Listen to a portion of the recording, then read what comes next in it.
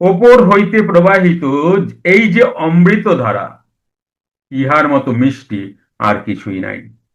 মস্তক খুব ভারী, দীর্ঘ সময় ব্যাপী কূটস্থে থাকিয়া প্রাণায়াম করিবার সময় ওপর হইতে অর্থাৎ সহস্রার হইতে কারণ বাড়ি প্রবাহিত হয়। ওই সময় কানে ওঙ্কার ধ্বনি শোনা যায়, যাহা ধ্যান করিবার সময় অর্থাৎ ক্রিয়া করিবার সময় শোনা যাইত।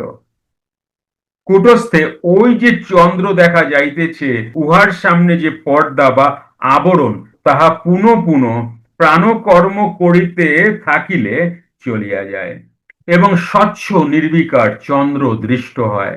তখন চক্ষু বন্ধ করিবার মাত্র সেই চন্দ্র ভেতরে অর্থাৎ কূটস্থে পরিষ্কার দেখা যায়, কিন্তু এখনো উহা অল্প সময়ের জন্য দেখা যাইতেছে, দীর্ঘ সময় স্থির হইতেছে না। এটা আসে প্রথম অবস্থায়, দীর্ঘ সময় স্থির হয় না, আসে যায়, আসে যায়।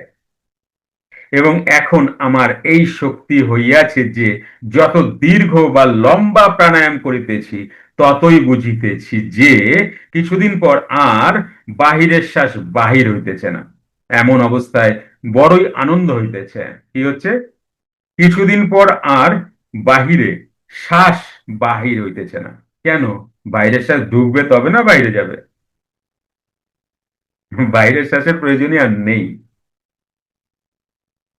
এবং সবকিছুই যে ওই শ্বাসের আগম নির্গম গতিরুদ্ধ অবস্থা, ওই স্থিরাবস্থায় তাহা বুঝিলাম, অর্থাৎ ওই অবস্থায় প্রকৃত সর্বত্যাগী অবস্থা।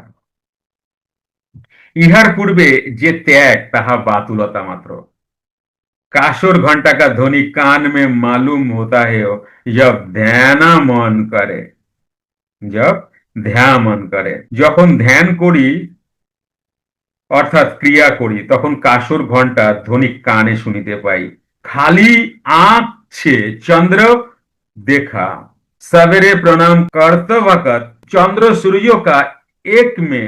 সকালে প্রাণায়াম করিতে করিতে খালি চোখে চন্দ্র দেখিলাম। প্রাণায়াম করিতে করিতে খালি চোখে চন্দ্র। তুমি বলো এই আর এমন কি, আমিও তো দেখি, তাই না? ওরম না ব্যাপারটা, ব্যাপারটা ওরকম না, তাহলে কেন লিখতো না, বলতো না? যা সবাই করে সেটা কি লেখা আছে? খালি চোখে চন্দ্র দেখিলাম। আরো দেখিলাম যে ওই চন্দ্র সূর্য একে মিলিয়া গেল। এই যে অ্যাকচুয়াল কথাটা আসছে, ওই চন্দ্র সূর্য একে মিলিয়া গেল, এইখানে আসছে অ্যাকচুয়ালি কথাটা। যখন একে মিলিয়া গেল, তখন দুই না থাকায় সবই খালি অর্থাৎ ফাঁকা, অর্থাৎ মহাশূন্য দেখিলাম। এই মহাশূন্যই ব্রহ্ম। सूरज में सब कारण बाड़ी भरा है, ওই আত্মসূর্যের মধ্যেই সব কারণ বাড়ি ভরা আছে। जो बिंदी सोई धनी का रूप अब धनी समान है, और सूर्यई बिंदी का रूप तो सूर्यई शब्द है। কুটস্থে ওই যে বিন্দু দেখা যায়, উহাই ওঙ্কার ধ্বনি রূপ। এখন ওই ধ্বনি সমান হইয়া গেল, এবং ওই আত্মসূর্যই যখন বিন্দু রূপ, তখন ওই আত্মসূর্যই শব্দ অর্থাৎ ওঙ্কার ধ্বনি। অর্থাৎ যাহা আত্মসূর্য, তাহাই বিন্দু এবং তাহাই ओंकार ध्वनि। अब আগম স্থান में गए यानी স্থির। এখন আগম্য স্থানে অর্থাৎ যেখানে সকলে যাইতে পারে না, কেবল যোগীগণই যাইতে সক্ষম, সেই অগম্য স্থানে পৌঁছাইলাম, অর্থাৎ স্থির ঘরে পৌঁছাইলাম। ब्रह्मा के कमंडल में हरि के चरण से पानी गिरता है, यही হয় কারণ বাড়ি। হরির চরণ হইতে ব্রহ্মার কমণ্ডলু মধ্যে যে জল পড়িতেছে, তাহাই কারণ বাড়ি।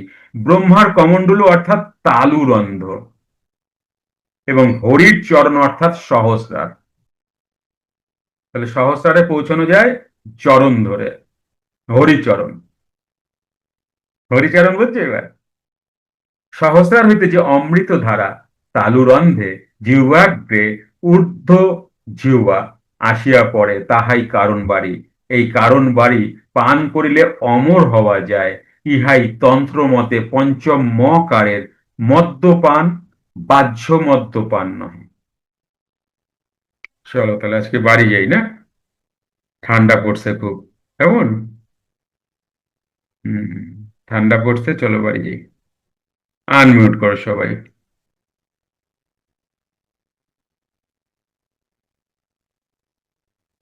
জয় বিরাজ।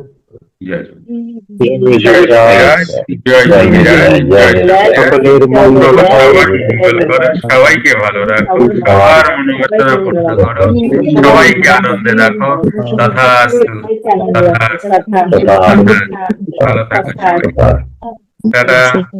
জয় গুরু ভগবান। জয় গুরু ভগবান।